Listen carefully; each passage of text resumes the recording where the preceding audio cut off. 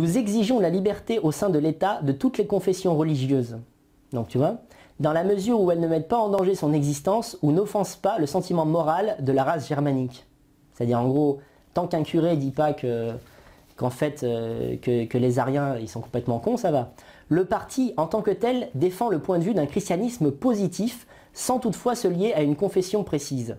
Il combat l'esprit judéo-matérialiste à l'intérieur et à l'extérieur et est convaincu qu'un rétablissement durable de notre peuple ne peut réussir que de l'intérieur sur le base du principe de l'intérêt général. Donc au niveau conceptuel, le national-socialisme et l'hitlérisme n'est en rien opposés à l'idée d'une spiritualité catholique. Au contraire, il y a même pas mal de pages, j'invite tous les gens mesurés, même des gens qui ne partagent pas mes opinions, à lire Mein Kampf déjà dans une logique d'ouverture d'esprit, parce que comme ce sacré bouquin qui est à l'origine d'une guerre, sur lequel repose une guerre, on va dire, pratiquement personne ne l'a lu. C'est vrai que c'est un boulot, il faut une semaine de lecture, c'est 600 pages écrites petit, donc tout le monde n'a pas le temps de faire ça. Mais je les invite à faire ça pour voir simplement que non seulement Hitler n'est pas anti-chrétien, mais il considère que l'Europe s'est fondée sur un fondement chrétien, une culture catholique, et il pense tout à fait naturel que cela se perpétue. Même si voilà, l'homme nouveau n'a plus vraiment besoin de ça, on peut aller au-delà, mais le socle, il est hors de question que Hitler démolisse des églises, etc. Après que tu me dises que dans le régime allemand, il y a eu des dégénérés, des gens complètement dingues, des tortureurs, tout ça, bon Visconti, on a parlé dans un film, Les d'années de Visconti, un film magnifique, où il te parle de la, comment dirais-je, du caractère complètement déliquescent de la morale de certains SS et de certains SA, bon ok, mais en termes conceptuels, ça ne s'oppose pas. Mais par exemple, Hitler, il concevait, on peut dire, la race allemande, la race aryenne, comme une race à part. C'est-à-dire, pour lui, les Français formaient une autre race. Oui, tout à fait. Enfin, non, mais il était raciste à un degré qu'on ne peut même plus concevoir aujourd'hui. Mais où veux-tu en venir en disant cela? Ouais, c'est-à-dire que, non, parce que lui, il n'était pas sur le logiciel blanc, il pensait... Oui, mais alors, ça aussi, oui, d'accord. Ce que tu me dis me fait rebondir aussi sur quelque chose c'est que souvent, on te dit, voilà, l'hitlérisme, le national-socialisme, c'est quand même deux choses pas tout à fait exactes. Et le christianisme s'oppose, parce que le christianisme est universaliste, comme d'ailleurs l'islam, alors que le national-socialisme, non. Voilà. Alors, ça reprend en plus un peu sa question. Bon, très bien. Alors, en fait, le christianisme n'est pas universaliste dans le sens du monde profane, c'est-à-dire du monde d'ici. C'est-à-dire que nous serons unis dans la foi et nous irons au paradis au même endroit avec un chrétien gabonais et un chrétien blanc. Cela ne signifie en aucun cas au niveau politique que ces deux personnes doivent coexister en un même endroit. Parce que ça, au contraire, c'est Babylone. Et Babylone, c'est l'ennemi du Christ. Tu vois? Donc souvent on te dit, de toute façon, mais les gens n'ont rien lu. Les gens te disent, oui mais Daniel, t'es méchant, tu dis que t'es chrétien, mais tu tends pas l'autre joue. Mais il y a une différence entre tendre l'autre joue et se laisser sodomiser. Tu vois, ça n'a rien à voir. Jésus parle en termes d'allégorie. Tu vois, ça n'a absolument rien à voir. Et de la même manière, ce n'est pas écrit dans les évangiles noir sur blanc, oui salut, en fait, il faut que vous viviez tous ensemble, le noir doit coucher avec le blanc, le japonais doit coucher avec le juif, tu vois. Donc, le national-socialisme et le christianisme, loin de s'opposer, pour moi, peuvent même trouver un point de jonction. Et c'est quelque chose que je vais développer dans la suite de mes œuvres, donc je laisse ça un peu en suspens. D'accord. Donc, Mein Kampf, alors on me dit Mein Kampf n'a rien à voir avec le nationalisme-socialisme, à la française encore moins, il faut vraiment être un nostalgique du Troisième Reich pour d'éviter de telles raisonneries. Mais non, je l'ai dit que c'était pas pareil. Et on dit, tu penses quoi du national-socialisme à la Chavez? Je pense que c'est pas du national-socialisme parce que Chavez est antiraciste. Et tu ne peux pas Chavez que j'apprécie par ailleurs, hein, sur plein de points. Mais Chavez est violemment antiraciste. Or, s'il faut se mettre les gens, parce que sinon j'ai pas expliqué l'essentiel. Moi quand je dis raciste, je n'emploie pas ce mot au sens péjoratif du terme. Le racisme, c'est l'idée de préférer vivre avec des gens de sa race plutôt que d'autres gens. C'est ça la définition stricte et première du racisme. Ce n'est pas autre chose. Ce n'est pas en gros les gens ne valent rien, on va tous les tuer. Tu vois, ça c'est la conquête, c'est autre chose, c'est pas du racisme. Donc, par ses discours, par son attitude, par son charisme, Chavez est éternel. Mais pour moi, Chavez n'a pas mené une politique nationale-socialiste parce que, évidemment, alors tu vas me dire, oui, mais il n'y avait pas d'étrangers chez lui, parce que personne ne veut aller au Venezuela, si tu veux pas. Mais quelle race lui-même, Chavez? C'est un Indien. Oui, mais que veux-tu dire par là? C'est un autochtone. Oui. Non, mais ce que je veux dire, c'est qu'il n'a pas... Tu vois, par exemple, quand il voyait la politique française, il était mélanchoniste. Ses conseillers lui ont dit, en fait, ton équivalent en France, c'est le parti de gauche. Parce qu'il comprenait pas trop. Ouais, mais il serait pas frontiste. Il y a du débat là-dessus, parce que nous, on a reçu Vincent Lapierre, ils sont pas tout à fait d'accord. C'est vrai. Bon, en tout cas, ce que je peux te dire, c'est que pour moi, Chavez a une vision du christianisme qui n'est pas celle original en fait quoi. C'est-à-dire que le droit d'asile, faut jamais oublier que c'est un truc, c'est lié à des événements particuliers. C'est pas une obligation. C'est pas genre vous êtes un pays chrétien donc vous devez accueillir toute la misère du monde. Non, c'est pas ça le christianisme. Ce n'est pas ça. Le christianisme pour moi c'est la théorie des cercles concentriques. C'est-à-dire apprends à aimer ton voisin. Ton voisin c'est d'abord celui qui est le plus près de la proximité physique. C'est-à-dire qu'en fait, aime ta mère, aime ton père, aime ton fils, aime tes amis, aime les amis de tes amis, etc. C'est comme ça. C'est le contraire du gauchisme en fait. Le gauchisme c'est genre aime les Tibétains et puis écoute ta mère est en train de crever du cancer et qu'elle aille se faire foutre sur votre national. C'est ça un gauchiste, tu vois. Donc voilà.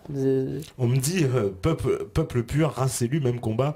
C'est vrai qu'il n'y a pas un côté un peu peuple élu, un peu dans ce... Ah oui, alors oui, je vois ce que ce métanote veut dire, mais comme je te disais tout à l'heure, je pense que dans une logique de motivation, tu ne peux pas t'unir avec des gens de ton ethnie et de ta race si tu ne penses pas que vous avez un rôle à jouer important.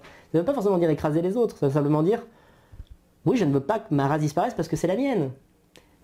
L'élection en fait peut être entendue de différentes manières, mais un peuple élu, c'est d'abord...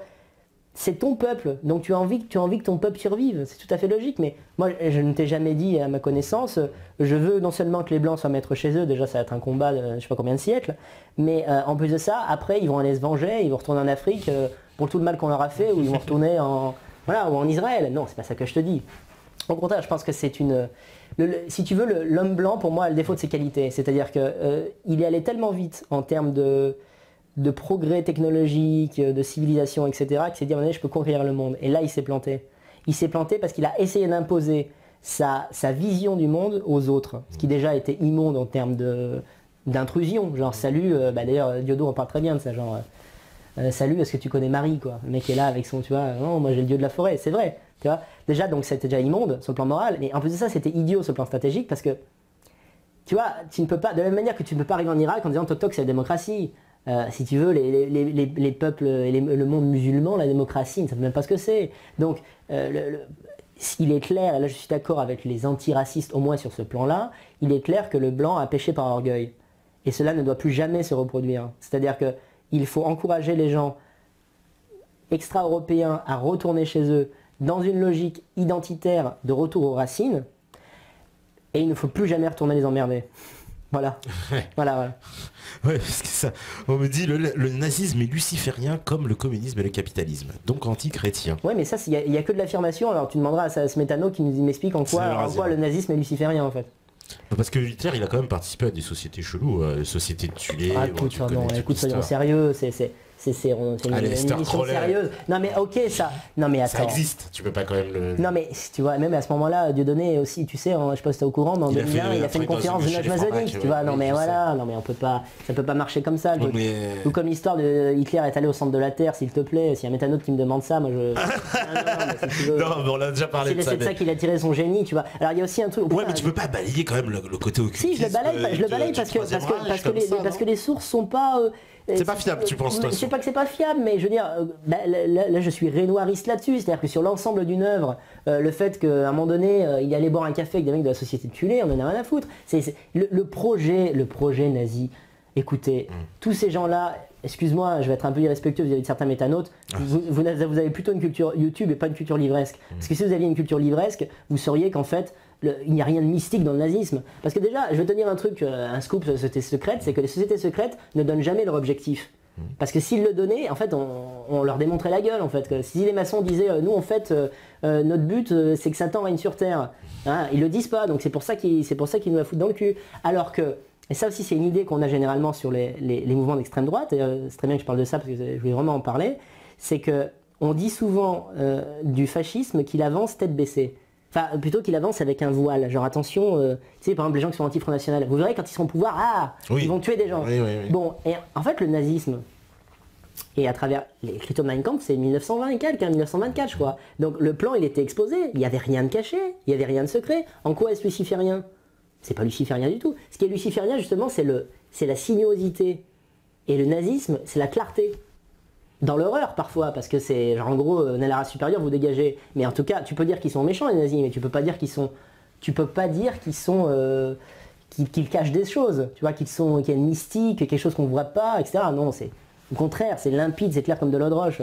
Oui, ils avaient quand même, il y avait des gens très très bizarres autour d'Hitler quand même.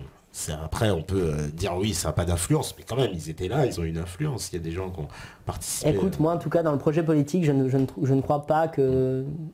Bon, tout ça participe aussi d'un truc que j'aime pas, c'est que j'ai l'impression que les gens ont une haine des élites qui est justifiée évidemment par l'horreur du quotidien qui est due à ces mêmes élites, mais les gens pensent que tout ce qui se produit d'extraordinaire est forcément le fruit d'un complot ou d'une chose qui n'est pas, comment dire, qui n'est pas possible en fait. On va te dire, voilà, par exemple tel attentat, ça n'est pas possible que ça ait été fait, attention, hein, le 11 septembre, je dis pas que le 11 septembre c'est la version officielle, je te dis quand même, cette réaction permanente, où chaque fois qu'il se passe quelque chose d'extraordinaire, par exemple, c'est vrai que le parcours d'Hitler est extraordinaire par sa rapidité. On va te dire, ouais, mais il y a des choses louches, il était financé par ceci, cela et tout machin. Non, oui, mais le parcours d'Hitler était extraordinaire parce qu'il était extraordinaire. Ouais, cet homme était extraordinaire. Américains, les financements Rothschild, existent. Mais toi ou moi, on me donne un financement Rothschild, moi je t'assure que je fais pas l'Allemagne ça parce que j'ai pas le talent de ces gens-là. Donc il n'y a pas seulement la dimension par qui, par quoi, qui a fait quoi. Il y a aussi à un moment donné des choses spontanées qui se produisent dans le monde et qui sont liées au talent des gens. Moi je vois le nombre de gens qui te disent, parce que bon, dans le milieu nationaliste, nous des terroristes blancs, on n'en a pas 50 000, le dernier c'était Breivik. Le nombre de fois où je lis des trucs genre ouais mais Breivik c'est un inside job machin bidule, pour même des gens des nationalistes qui te disent en fait il a été financé pour tuer des gens, comme ça en fait les antiracistes ont un moyen de pression sur nous en disant mais vous avez vu Breivik c'est un enculé, il a tué des... Non, il a tué 80 personnes tout seul. Il a préparé son truc pendant 10 ans, il en a fait un bouquin, il s'est préparé, il a fait une diversion, il y allait, c'est tout à fait logique. Écoute, franchement, une personne intelligente qui se prépare physiquement peut tout à fait faire des actes qui paraissent des actes de surhomme, alors qu'en réalité, il s'agit simplement de préparation. Et l'homme blanc, quand il s'énerve, est capable de ce genre de choses. Non, mais c'est pas Faut du pas tout énerver menace. les blancs quoi. Bon, on va faire la petite pause. Je réponds, attends, parce qu'on me dit oui, te pas répondre, réagis. Le mec te dit que c'était écrit, donc ça légitime l'horreur, réagis quoi à la révolte. Écoute mon cher, à la révolte, ça légitime. Mais l'horreur de quoi Hitler aurait gagné, l'Europe aurait été blanche, pour eux, quelle horreur. Ouais, non, puis surtout, il y a eu de l'horreur des deux côtés, c'est-à-dire qu'il faut bien reconnaître que même s'il y a eu de l'horreur du côté des nazis, on peut pas occulter l'horreur des Américains qui bombardent Hiroshima, on va pas occulter l'horreur des Russes, etc. Je veux dire, tout le monde c'est une guerre de bouchers, je pense que sur la Seconde Guerre mondiale. Voilà, c'est comme si tous les bouchers se valent. Hein. Pour moi, alors oui, Daniel, il pense ce qu'il veut, il dit tout était écrit, ça justifie pas l'horreur. Réagit, non, je suis désolé, il dit ce qu'il pense. Et dans ce cas aussi, je dois réagir sur les Russes, je dois réagir sur les Américains. Et puis, on réagit jusqu'au bout pour se lever contre l'horreur. Mais l'horreur, elle était, il me semble-t-il, de mon point de vue, en tout cas, partout. Voilà, c'est pas, on peut pas. Voilà, elle était du côté allemand, comme elle était du côté russe, comme elle était du côté américain. Parce que je pense pas que les Allemands qui se prenaient les bombes sur la gueule et les Français aussi au passage. Dans des villages, parfois, il n'y avait même pas de nazis. Hein. Voilà. Des villages détruits par des Américains. Bon, enfin bref, les frappes chirurgicales. Voilà, oui, non, mais c'est pour dire que les réactions sont partout. Donc voilà. Tout à fait. Juste pour répondre à ça. Et puis de toute façon, on va revenir. Et ouais, ça discute beaucoup. Hein. Je te dis, tout le monde n'est pas d'accord. T'as les pro-conversado, t'as les anti-conversado. En tout cas, on va revenir après. Et puis on répond à vos questions, à vous, la régie. À tout à l'heure. Voilà, donc de retour, troisième partie, toujours avec Daniel Conversado. Alors, tu as vu beaucoup de réactions, beaucoup de réactions. Voilà, il y a des partisans qui sont absolument d'accord avec toi, ça discute beaucoup, d'autres qui sont pas du tout d'accord avec toi.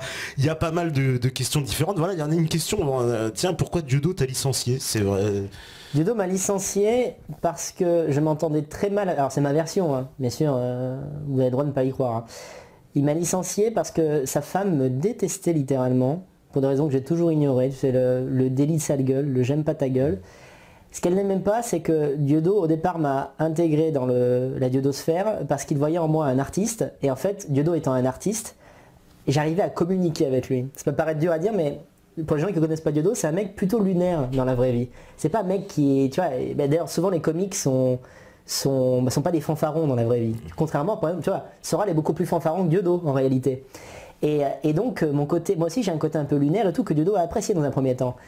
Sa femme me détestant tellement, si tu veux, il y a eu des problèmes d'entente qui n'ont fait que s'accroître avec le temps. Et ça a culminé parce que j'ai été accusé d'avoir dérobé au mariage de Dieudonné, auquel j'étais invité, mais non pas en tant qu'ami, mais simplement pour filmer. En fait, on m'a accusé d'avoir dérobé des bouteilles de champagne, ce qui est littéralement impossible, parce que j'en aurais dérobé 12. En fait, c'est littéralement impossible parce que le frère de Noémie, qui est donc complice dans cette histoire, m'a amené à la gare de Houdan le lendemain matin. Donc en fait, sauf à mettre en fait, des bouteilles de champagne dans mon anus, je n'aurais pas pu en voler. Donc cette réputation de voleur et de mec qui coûtait de l'argent à la main d'or alors que mon activité n'était pas si grande que ça, ce qui est un comble, parce que je n'ai pas envie de... Si tu veux, il y a des choses que je ne veux pas forcément révéler parce qu'elles se révéleront peut-être d'elles-mêmes d'une autre façon en fait. Mais vu la radinerie sordide de Dieudonné en nonobstant son talent, c'était absolument injuste. Mais c'est un mal pour un bien parce que j'étais extrêmement mal payé, au black, dans des conditions atroces. Je ne m'accomplissais pas parce qu'en fait, quoi qu'ayant aimé mon côté artiste, Dieudonné ne me laissait pas s'exprimer dans la réalisation de films, etc. Parce que il a vraiment un mépris pour l'objet cinématographique tel qui faisait qu'on ne pouvait jamais préparer une scène. Il arrivait toujours au dernier moment, il connaissait pas son texte, il s'en foutait en fait. Il était là genre l'important c'est le contenu, peu importe où on met la caméra. Or c'est important, c'est pour cette raison que L'Antisémite et Métastase sont vraiment pas des bons films, au contraire. Donc j'ai toujours une affection pour ces films parce que j'y ai participé, j'ai vécu des belles expériences humaines, etc. Je veux pas cracher totalement dans la soupe. Mais Dieudo m'a viré parce que l'espérance de vie d'un mec qui bosse à la main d'or est d'1 an, parce que les gens qui y travaillent sont complètement fous. Voilà, voilà je le dis, mais c'est tellement anecdotique. Alors c'est anecdotique, bien sûr, les gens, dès que ça parle de Dieudo, ils veulent tout savoir. Mais c'est anecdotique de la même manière que dans tous les boulots du monde qu'on peut exercer, on a affaire à des crétins parfois et tout. Et il y a une ambiance à la main d'or qui est pourrie. Voilà. Bah, écoute, on me dit aussi, et c'est une question, c'était Roman qui dit tu as avoué avoir participé au feu site boulevard Hitler. Peux-tu nous en parler? Je pourrais dire un truc mystérieux comme que c'est peut-être un site qui va renaître de ses cendres sous une autre forme. Un jour ou l'autre. D'accord, un jour ou l'autre à suivre. Voilà. C'est un site qui avait fait beaucoup ça parler. Ça donne aussi l'occasion de dire que aujourd'hui même, j'ai mis en ligne mon site internet. Alors je vous prie d'être, comment dirais-je, d'être gentil avec moi parce que en fait, je me suis dépêché de le finir pour ce soir pour pouvoir l'annoncer. Donc il y a encore quelques petites coquilles, quelques petites fautes d'orthographe. Je vais évidemment, pour un mec de lettres, ça le fait pas, mais je les ai vues tout à l'heure, j'ai pas eu le temps de les changer. Et donc c'est simplement danielconversano.com. Je pense qu'il est activé, vous pourrez peut-être le tomber dessus de suite. Il n'y a pas encore beaucoup de contenu, mais à présent, je vais un peu délocaliser ma production, beaucoup moins publier sur Facebook et publier sur mon site où il y aura une rubrique journal intime, il y a une rubrique vidéo, je relayerai mes vidéos, une rubrique contact, c'est un site classique, mais où ma position politique et littéraire est clairement affichée. Et toi, parce que j'ai vu tes vidéos, elles sont, alors t'es sur YouTube, mais t'es sur YouTube aussi. C'est là que le personnage dictateur, je l'ai mis sur YouTube, parce que je savais très bien que, d'ailleurs, à chaque fois que je fais une vidéo un peu hard sur YouTube, on me la supprime. Donc comme ma chaîne a presque 1000 abonnés, j'essaie maintenant de la jouer un peu...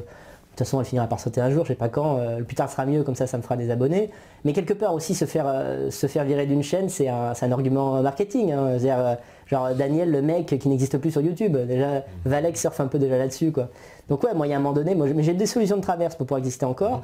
Qu'est-ce que je disais, moi? Oui, donc sur YouTube, j'essaie maintenant de faire de la pédagogie en n'employant plus les mots interdits, tout simplement. Parce que ça marche vachement par le signalement en fait. Oui, j'ai une vidéo qui a été signalée africain-italien. C'est un néologisme que j'ai inventé pour dire que j'en avais marre que les gens me disent que j'étais africain en basant ça sur une scène d'un film de Tarantino qu'ils ont vu. On dit que les Siciliens se sont fait sodomiser par des nègres il y a 3 siècles, donc en fait les Italiens seraient des nègres.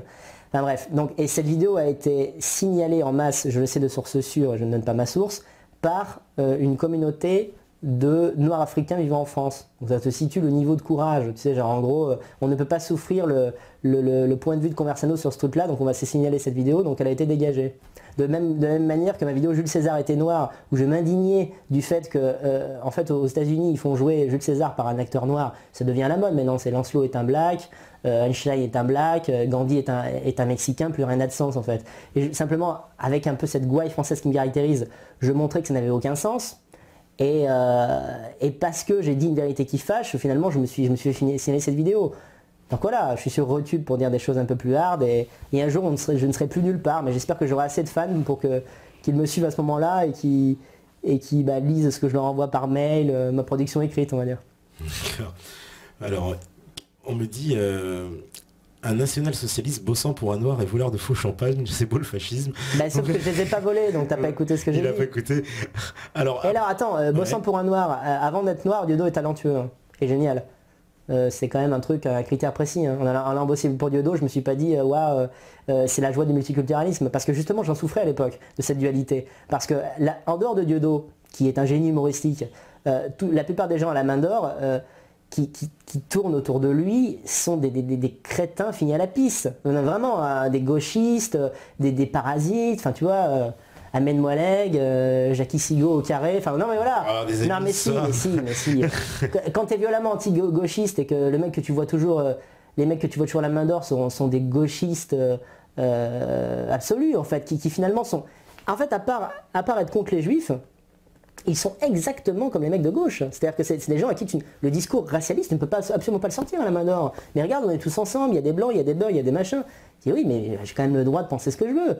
Et finalement, tu te rends compte que non. La main d'or, c'est quand même un foyer de gauchisme assez putride. Hein. Moi, c'est un truc... j'y ai mal vécu d'ailleurs. L'année où j'y bossais, j'étais mal dans ma peau, quoi. J'étais plus gros que ça encore. J'étais boursouflé. J'allais au taf en traînant des pieds. En plus, ils me payaient le 26 du mois. Enfin, tu vois... Ben bref, voilà, c'était pas une belle période, quoi. En plus, toi, t'as participé, t'as dit tout à l'heure, t'as fait c'était quoi, Sandrine? Oui, j'ai filmé la deuxième version de Sandrine, qui n'ont pas commercialisé. En fait, j'ai réalisé après qu'ils m'avaient fait filmer ça pour me tester, en gros, quoi. J'ai filmé Mahmoud, dont je suis extrêmement fier. Rendez-nous Jésus, et après, j'ai failli faire... il m'a proposé Foxtrot, parce que bizarrement, après qu'on soit... Enfin, qu'il m'ait donné, il m'a viré, mais pas en me disant je ne veux plus jamais vous revoir. Il m'a dit non, mais c'est plus vraiment utile qu'on bosse ensemble en permanence, c'est-à-dire que je vienne toujours à Main d'Or, que j'y dors, parce que j'ai même dormi pendant plusieurs mois à la Main d'Or. Ah ouais? Mais oui, Dieudo m'a... T'étais très proche. Hein. Ah mais oui, vraiment très proche. Bon, autant qu'on peut l'être avec un artiste comme ça qui a déjà 8 enfants, donc tu vois, déjà quand t'as une famille comme ça, être proche, ça veut déjà dire être le 15e. Donc je ne sais pas où j'étais, mais à un moment donné j'étais dans le top 20, oui, si tu veux, quoi. Mais en fait, on s'est même pas officiellement fâché de donner, même plusieurs mois après que je sois parti de Paris, parce que je ne pouvais plus financièrement vivre sur Paris lorsque je n'étais plus à Main d'Or, j'aurais pu parler à fatigue.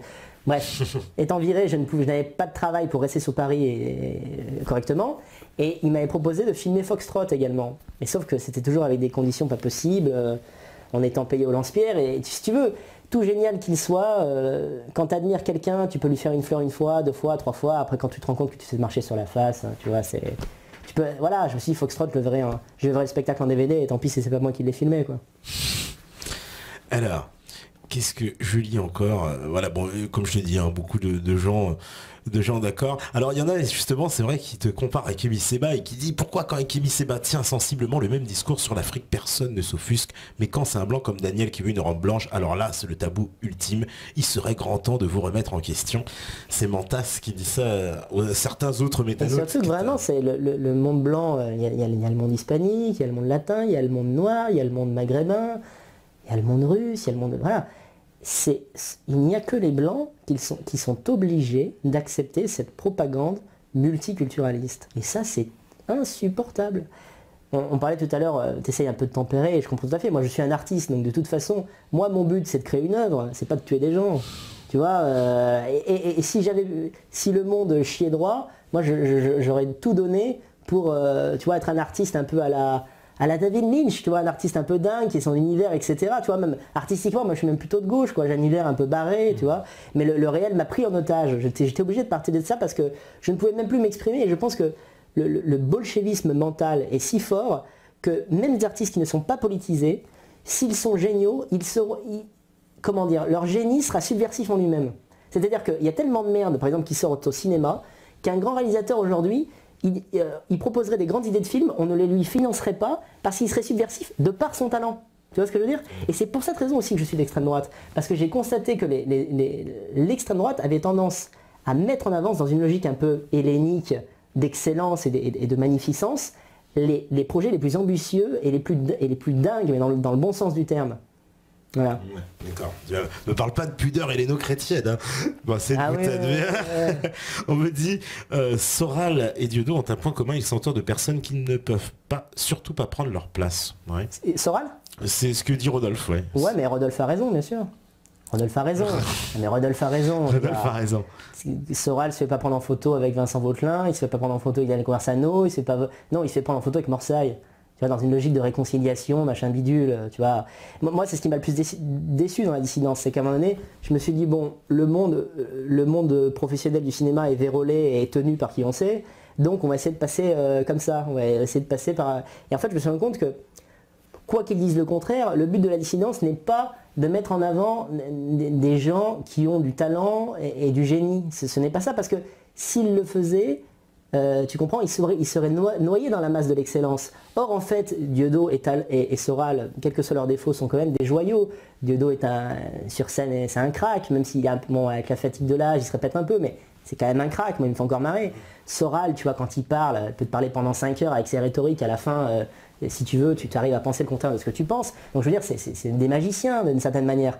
Mais pour qu'il le reste vraiment sur cet Olympe, il faut qu'il s'entoure de gens médiocres. C'est-à-dire que quand tu vois que finalement l'associé en chef de Dieudo et de Soral, c'est Joe Corbeau, excuse-moi, mais je veux dire, Joe Corbeau, quoi, tu vois, des caricatures. À la place de Tintin, je mets Dieudo, c'est pas d'un niveau intellectuel et artistique, tu vois, c'est pas se taper le cul par terre.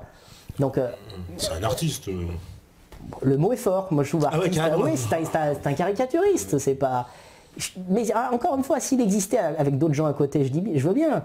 Mais c'est pas le cas. Et encore une fois, il n'y a aucune erreur dans ce que je dis, parce que je comprends tout à fait que par ma ligne politique, il n'est plus possible maintenant que je sois relayé par ER officiellement, tu vois quoi. Mais il pourrait y avoir d'autres gens talentueux, tu vois. Moi j'essaie, quand il y a beaucoup de gens qui, étant artistes, et comme je commence à avoir, mine de rien, mon petit succès sur les réseaux sociaux, il y a beaucoup de gens qui m'envoient leurs poèmes, leurs trucs machin. Et en fait, moi je choisis les meilleurs, vraiment, selon mes critères. Mais je choisis les meilleurs, et même des gens qui peuvent me faire de l'ombre. Je t'assure, si un jour il y a un mec qui fait des conversations mieux que moi, je le relayerai. Parce que moi j'aurai quand même mon univers, et c'est pas parce qu'un mec est excellent que moi je le suis moins. Il est juste plus excellent que moi, tu vois. Je suis pas dans le trop côté, si je suis Salieri, s'il y a un Mozart, moi je suis content, tu vois. Et pour moi, c'est ça la vraie dissidence. Aujourd'hui, mettons le côté politique de côté, sur le plan artistique, la vraie subversion, c'est le talent. Parce qu'on est tellement dominé dans tous les arts par la médiocrité, que ce soit la littérature, le cinéma. Le cinéma n'existe plus. Il n'y a plus de films normaux. D'ailleurs, je vais faire une vidéo là-dessus. Moi, ce que j'appelle un film normal, c'est un film qui te parle de la vraie vie.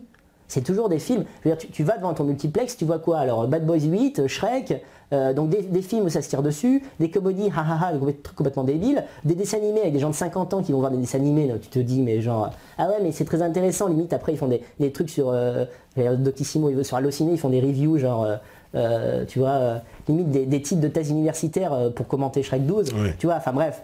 Non, sur le plan artistique, ce monde me dégoûte profondément, et donc je ne regrette pas de ne pas participer à cette grande farce. Au contraire, moi je pense qu'en étant à la marge, je vais créer ma légende, et c'est de cette manière, légende, nous est un peu exagéré peut-être, mais enfin, c'est comme ça que je vais rester dans les mémoires. Oui, parce que là on dit, attention, ils disent il a un poids commun avec Soral, c'est un gros complexe narcissique. Mais en quoi? J'ai pas dit que j'étais plus talentueux que les autres. J'ai pas dit que j'étais plus talentueux que les autres. Ah bah ils ont compris ça parce qu'il y a même un qui dit ça y est, Dieudo l'a viré car il avait peur que Conversano lui prenne sa place. Ah non, j'ai pas dit ça de Dieudo, c'est pas vrai. Non, c'est pas vrai. J'ai dit qu'il y avait un procédé général. Ben non, déjà je n'exerçais pas dans le même art que Dieudo. Dieudo était un mec de scène, j'ai jamais voulu être comédien. Donc il n'y avait pas de compétition. Je dis qu'il y a une politique générale de la dissidence, peut-être même inconsciente simplement, mais non, tu peux pas dire que je suis plus narcissique que Soral, franchement, quoi. Parce que c'est pas moi qui dis ça. Parce que déjà, c'est pas possible d'être narcissique que Soral, tu vois, quoi. Je sais plus c'est qui dit ça, c'est Jules Folk. Ouais, non, mais pas du tout. Justement, je te dis le contraire. Voilà. Là, je relais un musicien en ce moment qui s'appelle Benjamin Vidal, qui est un mec qui a un talent extraordinaire de main, qui est un pianiste incroyable. En plus de ça, je pourrais être jaloux parce que j'ai toujours voulu être musicien. Pour moi, c'est l'art absolu. Et en fait, c'est un mec, dès que je pourrais parler de lui et le mettre en avant, et même si un jour il est plus célèbre que moi j'en ai rien à faire. Pareil, j'ai un ami qui s'appelle Romain Guérin, dont Adrien t'a parlé d'ailleurs. Oui, vous allez peut-être inviter, enfin peu importe, c'est pas ça que je voulais dire, mais c'est un mec qui pour moi est un poète extraordinaire. Et par ailleurs il est chanteur, donc tu vois les chanteurs c'est les mecs qui ont du succès, c'est-à-dire qu'il suffit que tu fais un tube, t'as toutes les nénettes qui veulent te sucer la queue. Je veux dire, si ça se produit, en aucun cas je serais jaloux, parce que pour moi, pourquoi je suis malheureux dans ce monde? Parce que ce monde est dénué, de plus en plus dénué de beauté. S'il y a de la beauté, moi je suis content. Et d'ailleurs, je critique Soral et Dieudo quand tu veux, mais j'admets que ce sont des gens talentueux. Parce que souvent dans la critique, les gens qui critiquent Dieudo disent ouais mais finalement il fait la politique, il fait plus de l'art et tout machin. C'est pas vrai, tout le monde se poile devant Dieudo. Même les gens qui sont pas d'accord, c'est bien qu'il ait du talent. Donc voilà. On me dit bientôt une Danieloscopie, bah je sais pas qui c'est qui va la faire. Par LLP. Non, je sais pas du tout. Pourquoi pas. Bah peut-être parce que ouais, enfin bon. On me dit autant je comprends la plupart des concepts de Daniel, autant je ne comprends pas venant de quelqu'un qui se considère intelligent qu'il fasse du national-racial son combat. À une période où la situation est catastrophique sur des pans bien plus importants, oligarchie aux commandes, propagande omniprésente. Commentaire intéressant, même si je ne suis pas d'accord avec, avec l'échelle des priorités, justement. Je pense que c'est une priorité. Toi, tu penses que c'est plus prioritaire, par exemple, l'Union Européenne, tu trouves que c'est moins prioritaire? Mais si, parce que non, mais si, c'est prioritaire, parce que l'Union Européenne est responsable de ça, on en a parlé tout à l'heure. Oui. Mais c'est pas... C'est pas que l'Union Européenne n'est pas le problème, Oui. c'est que la conséquence, et là pour le coup est plus importante que la cause, c'est que la conséquence c'est que le génie européen est en train de mourir, tout simplement parce que les blancs européens sont en train de disparaître. C'est tout. Et donc oui, alors, mais le problème c'est que si je réponds vraiment à cette question, on repart sur le côté racial.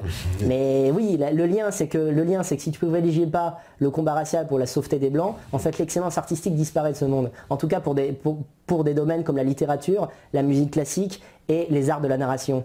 Parce que tu as du génie africain dans le jazz ou dans certains autres domaines, mais tu n'as pas de génie africain dans les littératures. Très peu. Attention, je dis pas... non, Kim mais... Seba ne sera pas d'accord avec toi. Hein. Mais oui, mais encore une fois, je te parle, de quantité. Je te parle de quantité, de la même manière que... Ouais, mais peut-être parce qu'on les connaît pas en Europe, il y a beaucoup... Les auteurs africains sont ne pas plaisante connus. pas. Je veux dire, il n'y a pas d'équivalent de Dostoïevski noir, il n'y a pas de... C'est ainsi, la musique classique. Moi je Écoute, connais pas assez toute la littérature Écoute, en tout africaine, cas- mais elle est très nombreuse, très fournie. Encore une fois, je ne suis pas dans une logique de mépris, genre voilà, ils ne savent pas écrire, c'est nul, c'est à chier. Je te dis juste qu'il y a des formats qui ont été inventés par des civilisations et c'est tout à fait logique que les civilisations qui en sont à l'origine soient celles qui le maîtrisent le mieux.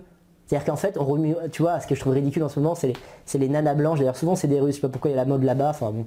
Comme quoi le mondialisme, ça a bouffé la tête même des Ruskov. Le twerk. Non mais je veux dire, des nanas blanches qui essaient de remuer du cul comme des africaines, mais c'est ridicule au dernier degré. Déjà, elles sont moins bonnes, donc en fait c'est laid. Elles essaient de se grossir le cul pour avoir un cul ferme, mais en fait il n'y a que les africaines qui arrivent à avoir ce cul à la fois gros et athlétique, tu vois quoi. Et ça n'est pas de leur culture. Je sais pas, c'est comme des maliennes qui se mettraient à faire du ballet. Pourquoi? Je veux dire, ce n'est pas la culture malienne qui a créé cette chose-là. Pourquoi? Tu vois, comme là, Mais ça veut... un blanc musulman, ça te choque, toi?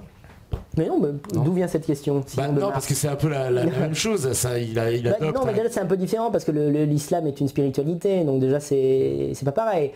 Non, moi ça me choquerait. Je vais te dire ce qui... Moi j'ai pas de problème contre l'islam. Déjà soyons clairs, parce que je suis raciste, mais pas du tout. Je ne suis pas du tout... je sais pas comment on dit le mot, mais... j'ai pas peur des autres religions et je trouve bien qu'il y ait d'autres religions, tu vois. Ça participe de la richesse du monde. Par contre, l'islam n'a rien à faire en France en tant que... Non mais oui, mais franchement, tu dis ça, mais en quoi est-ce choquant? L'islam n'a rien à faire en France pour la simple raison que la culture européenne n'est pas musulmane et n'est pas destinée à l'être. Alors je sais que les musulmans qui me suivent sont un peu emmerdés parce que sur le plan moral, ils aiment bien quand je balance des scuds, notamment sur les juifs et tout, et puis sur le côté je suis très anti-homosexuel, enfin homosexuel virulent, etc. Donc ce côté-là, les musulmans aiment bien. Par contre, quand je leur dis ouais mais vous avez rien à foutre là, ils s'énervent. Parce que eux sont dans une logique prosélyte. Tu sais que le musulman, la paix pour le musulman, c'est que tout le monde entier soit musulman. Donc tu vois, Les juifs aussi. oui, non mais je n'ai pas dit le contraire. Mais c'est pas exactement le cas des chrétiens. Les chrétiens, à un moment donné, ont évangélisé, mais c'était pas dans une logique genre, en gros, là où je suis, dans les pays où je suis pas, où il n'y a pas Dieu, c'est le shaitan, tu vois, alors que le musulman est un peu comme ça. Mais bon, pour te dire, la seule chose qui me dérange avec l'islam finalement est périphérique, c'est que l'islam c'est quand même vachement lié à la langue arabe. Simplement parce que la parole divine du Coran a été révélée en arabe. Et donc moi j'ai des amis blancs qui se sont convertis, qui sont des gens très bien, que j'aime beaucoup. Mais le problème c'est que moi qui suis un identitaire racialiste, ça me dérange parce qu'ils s'éloignent de la communauté et de la race blanche. Tu vois, à un moment donné, quand tu es musulman et que tu l'enseignes aux 4 autres générations qui suivent, tu as plus grand rapport avec la France d'Edith Piaf, quoi, tu vois, ça c'est clair. Après, est-ce que c'est souhaitable, est-ce que c'est pas souhaitable, c'est encore un autre débat. Moi je suis pas du tout anti-musulman. On me dit il a un côté BHL de la dissidence, autant racialiste, c'est le genre à faire la guerre sans l'aimer depuis le bunker. Bon non, parce que déjà j'ai une influence qui est très réduite sur les gens et qui se limite à mes 3000 personnes qui suivent mes vidéos, quoi.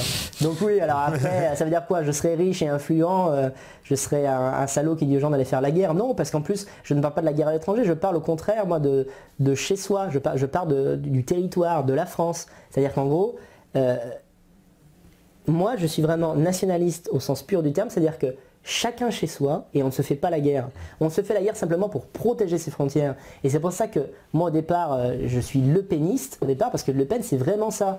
C'est même d'une certaine façon sur le plan, je dirais, de belliqueux, enfin de la guerre, c'est même le contraire d'Hitler. Parce que Hitler était dans une logique d'expansion, mais c'est aussi parce qu'il considérait que les Allemands avaient besoin de place, enfin c'est encore un délire tu vois, mais il a peut-être raison, parce qu'il y avait des Allemands en Autriche et des Allemands en Pologne, donc si tu veux réunir ta race, à un moment donné, il faut peut-être manger un peu. Mais Hitler n'avait jamais voulu, par exemple, l'Espagne soit dans le Reich. Il faut quand même pas oublier qu'il a attaqué la France, parce que la France lui a fait une déclaration de guerre. Tu vois, il n'y avait jamais de volonté d'empire à la Napoléon, hein, quand même, hein, c'est pas tout à fait la même chose. Mais moi au départ, je suis vraiment le péniste, parce que moi ce que j'aime chez Le Pen, c'est l'idée, voilà, du Gaulois qui défend son village. C'est juste ça, parce que la vérité, et bon, évidemment, après toutes les horreurs, là je te parle dans la tête des gens, tout ce que j'ai pu dire et qui sont considérés comme des choses qu'on considérait comme horribles, les gens ne vont pas me croire, mais la vérité c'est que moi je suis un fan des particularités culturelles de par le monde. C'est-à-dire que moi j'adore, quand je vais dans un pays, écouter la musique de ce pays. Et c'est pour cette raison que je vomis le mondialisme et que je vomis la politique métissolâtre. Parce qu'à force de te métisser, ton identité culturelle se dilue, c'est tout à fait logique. Parce que quand tu es un quart russe, un quart machin, un quart truc, à un moment donné, tu n'as plus rien à transmettre à ton enfant, tu vois. Ça marche encore sur une génération. Tu es à moitié, je sais pas, moi par exemple, moitié italien, moitié français. Si j'avais un enfant, mais tu vois, regarde là, je te parlais de ma petite amie roumaine déjà, mettons, on a un enfant, ça commence à avoir des problèmes d'identité. C'est-à-dire qu'il va falloir, par exemple, qu'il y ait une identité que je mette totalement de côté. Parce que mon gosse, moi, je vais me définir avec les gosses que j'aurai, parce que j'espère en avoir plusieurs, je vais me définir comme un Français aux yeux de mon gosse. Je vais pas commencer à dire, tu sais, moi je suis franco-italien, ta nana, ta mère est roumaine, mais en fait elle est moldave, tu vois. Donc au bout d'un moment, c'est un bordel sans nom. Donc la vérité, c'est que le meilleur moyen de préserver les identités culturelles et raciales, c'est de rester chacun chez soi. Et ce n'est pas seulement un slogan d'homme politique qui veut te baiser la gueule, c'est vrai. Si tu t'enlèves un peu le gauchisme, le nougat gauchiste que tu as dans l'oreille depuis 1000 ans, c'est pas toi, encore une fois, c'est un toi général. Et ben là, tu réalises que c'est le métissage qui noie les diversités. Parce que quand chacun reste chez soi avec sa culture, eh bien, en fait, sa culture, il la protège. Et du coup, il y a plus de culture. Tu vois, les cultures régionales, par exemple, on les a complètement perdues parce que maintenant, il y a un nomadisme. Tu sais, genre, t'es étudiant, tu vas à Strasbourg, après tu vas à Montpellier, après tu vas... Puis en plus, t'es élevé dans la haine de ton chez-toi. Tu vois, il faut absolument que tu te casses à l'autre bout du monde. Et ben, ça, il faut que ça cesse. Et le national-socialisme, dans ses vertus, qui sont évidemment des vertus périphériques, parce que c'est ça, pas ça le but ultime, effectivement, mais dans ses vertus, il y a aussi le fait de préserver la souveraineté des peuples chez eux. Bien sûr. Voilà. Mais inévitablement, on va dire, l'évolution des technologies, des transports fait qu'il y a plus d'échanges. Tu peux pas... Oui, alors ça c'est un autre débat encore, mais je pense que... Oui, je suis un peu barjavélien là-dessus, donc l'auteur de science-fiction, qui souvent, voilà... non, c'est pas pour toi que je disais ça, c'était pour les internautes, parce que je sais pas un mot qui existe, je pense, barjavélien. Ouais, enfin bon, Barjavel. Mais bon, Barjavel, si tu veux, lui, pratiquement tous ses bouquins, c'est quoi? C'est genre, en gros, on a inventé un truc pour s'exploser la gueule, du coup on meurt. Donc on allait trop loin dans la technologie, tu vois. Je suis pas loin d'être barjavélien. C'est-à-dire que je pense que, à un moment donné, à part si tu te changes de planète, et tu considères que, encore une fois, ça c'est du suprémacisme galactique presque. Si tu considères, marrant d'ailleurs comme association de mots, je vais le garder ça. Et tu vas sur une autre planète et en fait tu fais n'importe quoi parce que tu t'en fous. Là, oui, il y a mis des centrales nucléaires sur Mars, s'il n'y a personne qui y vit, pourquoi pas. Mais sur Terre, c'est une connerie quoi. Tu vois, moi j'ai des côtés un peu altermondialistes, hein, mais parce que je pense que vraiment, en plus c'est un sujet qui me touche particulièrement parce que j'ai un ami qui a fait pratiquement le combat de sa vie. L'horreur qui a été de Tchernobyl, et d'ailleurs il devrait y avoir un révisionnisme historique là-dessus aussi, parce qu'il y a un nombre de morts considérable à Tchernobyl, et ça se compte en milliers, des centaines de milliers de morts, 800 000 liquidateurs qui sont allés là-bas pour enlever la merde que ce truc a créé, tu vois, et qui va rester pendant 100 000 années. Donc voilà, je pense que oui, les transports, ta remarque est intéressante, et ça me permet de te dire que par exemple pour moi l'avion, c'est une connerie, tu vois quoi. C'est-à-dire que l'idée que tu peux aller à 7 heures en Chine, ça te nique le cerveau quoi. Parce qu'à ce moment-là, ça t'ouvre des possibilités qui te conduisent à des comportements aberrants. C'est-à-dire en gros, j'ai envie de faire plaisir à ma copine, on va brûler je sais pas combien d'hectolitres de kérosène pour aller prendre un café, en plus qui est exactement pareil qu'ici mais dans le mondialisme, pour aller prendre un café à je ne sais pas où, à Kiev ou peu importe. Donc oui. Parce que, est-ce que aussi ce modèle justement que tu dénonces multiculturel, c'est quand même une façon, le modèle américain, anglo-saxon. C'est comme Parce ça que la technologie est plutôt occidentale. Mais si tel n'avait pas été le cas, tu vois, c'est pas, je pense pas que ça soit consubstantiel au fait que les anglo-saxons sont des, tu vois. Bah, c'est eux qui nous vendent quand même ce modèle multiculturel. Non, mais c'est pas les Chinois qui nous le vendent ou les oui, non, ça c'est vrai. ou les Saoudiens, enfin bon pour c'est vraiment américain, c'est d'essence, enfin j'ai envie de dire anglo-saxonne, puisque les Britanniques ils ont aussi un modèle très... là-dessus je suis totalement d'accord avec Abozid, c'est que l'ennemi éternel c'est l'Angleterre, hein. C'est certainement pas l'Allemagne, ni la Chine, ni même l'Afrique d'ailleurs pour le coup sur le plan... Oui, l'ennemi c'est ça, c'est sûr. Mais moi je suis violemment anti-américain, mais c'est besoin de le signaler. C'est-à-dire qu'en fait, pour moi ça me paraît tellement évident que je n'en parle pas. Mais après, tu vois, c'est toujours pareil, d'ailleurs je parlais de nuances. Quand tu parles de géopolitique, moi je peux parler de mon pays. Mais quand tu commences à parler de géopolitique mondiale, t'es jamais à l'abri de dire une connerie quoi. Parce que être anti-américain, c'est-à-dire quoi, être pro-russe. Moi j'aime bien la Russie, hein, j'aime bien les gonzesses russes, j'aime bien la littérature russe, j'aime bien l'immensité du territoire. Après, est-ce que c'est d'étendre, tu vois, enfin, je sais pas. Oui, l'ennemi, c'est le multiculturalisme sauce américaine, quoi. Des McDo partout, Friends et tout le tralala, quoi. La culture Friends, la culture... tu vois, tous ces gens, moi, ça m'en fout. En plus, les séries américaines sont de bonne facture. Donc quand tu commences à les regarder, en fait, tu es pris, tu es happé par la narration. Tu vois, alors évidemment, par exemple, je regrette pas d'avoir regardé Breaking Bad, mais t'as des trucs genre Desperate Housewives, quand je vois qu'il y a des gens qui passent leur vie à regarder ça, enfin quand même, enfin c'est des trucs, c'est du divertissement pur au sens pascalien du terme, c'est de la merde. Mais c'est le problème, c'est que c'est tellement bien fait, c'est comme une femme à poil, tu vois une femme à poil sur ton PC. Et c'est pour ça d'ailleurs que je suis pas anti-islam par exemple, parce qu'il y a plein de points qui sont géniaux dans les restrictions coraniques. Tu vois, genre, tu vas à Dubaï, tu peux pas aller sur un site porno. Je veux dire, mais c'est évident qu'on devrait tous faire ça. Parce que la pornographie, par exemple, c'est quelque chose qui t'agresse. Tu ne peux pas lutter contre. Quand tu as 17 ans, que tu te bandes du matin au soir parce que tu es jeune et vigoureux, et qu'en général à 17 ans, tu sais pas trop y faire pour comment tirer une gonzesse. À côté de ça, tu as une nana, voilà, je vais pas dire ce qu'elle fait, mais enfin, tu vois, tu vas sur un site de téléchargement pour prendre ton nouveau Picsou, et puis à côté, tu vois une nana qui suce une queue. Je veux dire, c'est trop fort. Tu vois, le problème, c'est que le multiculturalisme et l'American Way of Life, enfin bref, la chiasse américaine, on est obligé de la bouffer parce que c'est trop fort. Par exemple, le McDo. Moi, ça fait plusieurs années que je ne vais pratiquement plus au McDo parce qu'en termes de goût, d'ailleurs, il y a pas mal de gens qui sont comme ça, c'est le goût étudié pour plaire aux ados au McDo. Moi, franchement, quand j'allais au McDo à 17 ans, je trouvais ça bon, quoi. Ça me déplaisait pas. Et plus j'avançais dans l'âge, plus le goût me paraissait fade, ou alors ça me dégoûtait, c'était trop de gras, etc. Mais il m'arrive encore de manger au McDo, pourquoi, comme dirait Diodo quand il fait j'aime bien quand il fait un peu le mec populaire, pourquoi Parce que des fois tu arrives dans une ville, il est tard, t'as faim, il n'y a que ça d'ouvert. Il n'y a que ça d'ouvert et c'est exactement, c'est vrai, c'est une réalité, oui. Et c'est placé à des endroits stratégiques, tu peux pas lutter. T'arrives, t'as fait 5 heures de train, le premier truc que tu vois c'est un McDo. Tu sais que dans 5 minutes tu vas bouffer. Tu y vas, tu vois. Mais c'est le procédé en lui-même qui est horrible. Et là pour le coup, ça va faire plaisir, je pense, à pas mal de métanotes, parce que je pense que tu as pas mal de conspi quand même dans le... Je dis pas ça au sens négatif, hein, mais tu vois, mais je suis un peu laïbiste sur ce point-là, c'est qu'à un moment donné, il y a des choses qui sont trop fortes, et tu peux pas lutter contre, donc c'est satanique.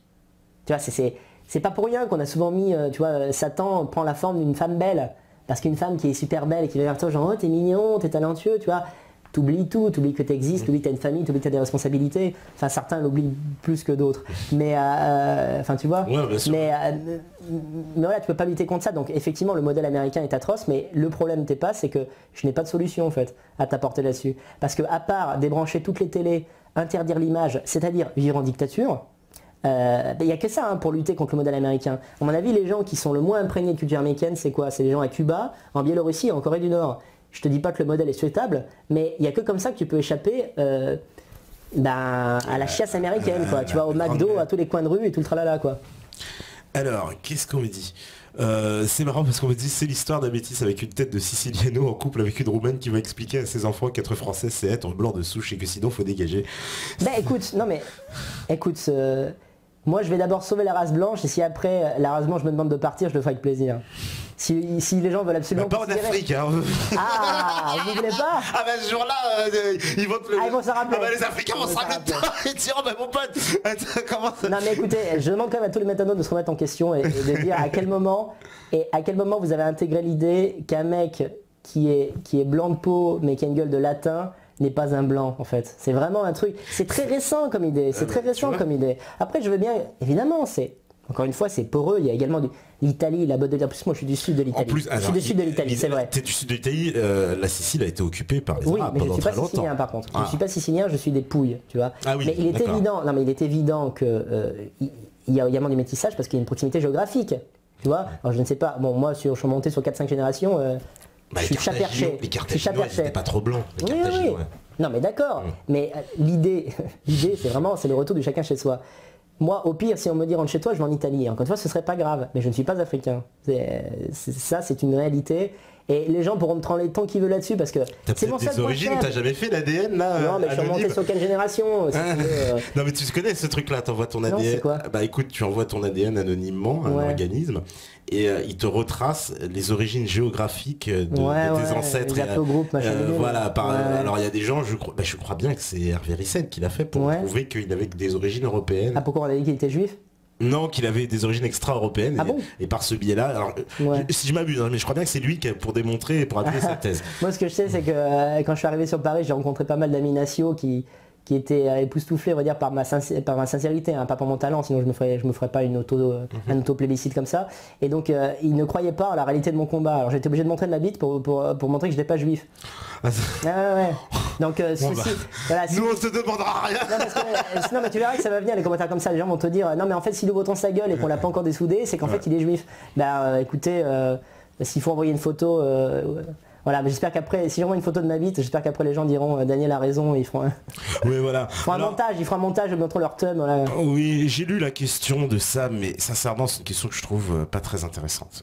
Parce qu'ils demandent, on a déjà parlé, on va encore parler de Moalek et tout, et franchement ça me saoule. Donc je zappe la question. Désolé mon cher Sam. Alors, on me dit, avant de vouloir sauver la France, décroise-toi les jambes et coupe-toi les cheveux. Bon ça c'est... Bah non, je viens de le faire. Tu vois, ils te les écoutent. Mais pourquoi les cheveux en fait on peut très bien avoir les cheveux longs, on ne peut être de gauche en fait. J'ai presque 30 ans et j'ai encore des cheveux, je les garde. On en a vu dans 5 ans c'est mort, donc voilà, je capitalise. Alors on me dit je n'ai plus de télé, je mange plus de McDo, c'est simple, mais monsieur qui a de grandes idées est tapé par le Giant, c'est fort de café. Je suis pas appelé par le Giant, je t'ai expliqué. Oh, écoutez, les gens sont malhonnêtes. Les gens sont malhonnêtes. Bon, ça troll un peu, ça troll un petit peu.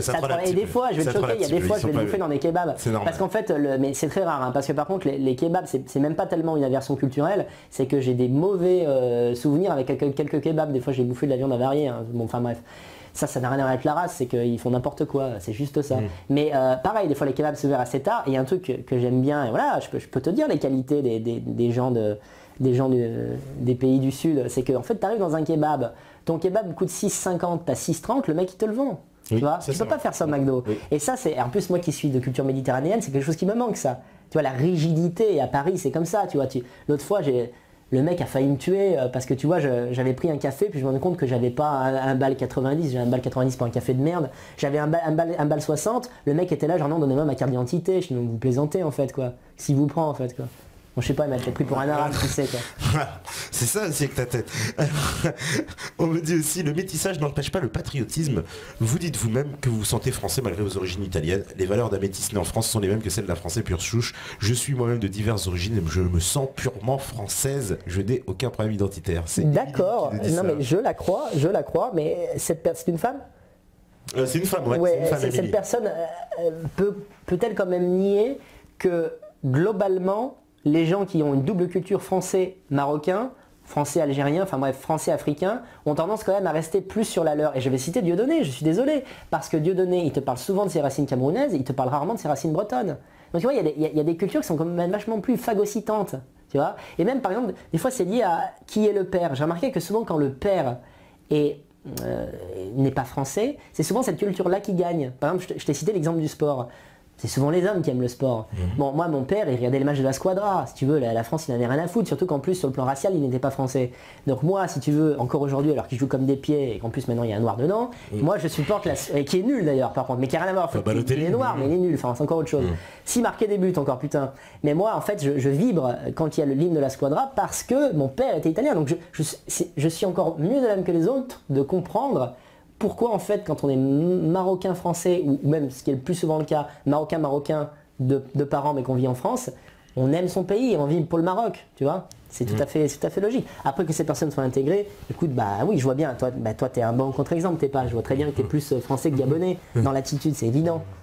Ouais. Ouais, je me fais beaucoup d'amis au Gabon. Non, mais ça veut pas dire que tu les aimes pas, mais ça veut Non, dire ça que- veut pas dire. Bah non, mais justement, bah, au Gabon, on me reproche, je parle pas assez du Gabon. Mais oui, Alors, tu non, vois, mais parce qu'après, tu vois, tu je me tu vois- fais tirer dessus justement Parce que- pour ça, tu vois. Il y a même des mecs qui font des vidéos. Mais oui, Tu ce te que prends je dis- pour un ce que- Gabonais et tout, tu vois. Ah ouais, ouais. Tu vois. C'est donc- ce que je dis dans une autre interview aussi, c'est que par certains aspects, mais je suis tellement français que si tu veux, j'en meurs de plaisir. C'est-à-dire que par exemple, l'humour français, il n'y a rien de plus beau sur Terre. Il n'y a pas un humour pour moi qui vaut l'humour français. D'ailleurs, quand je regarde des...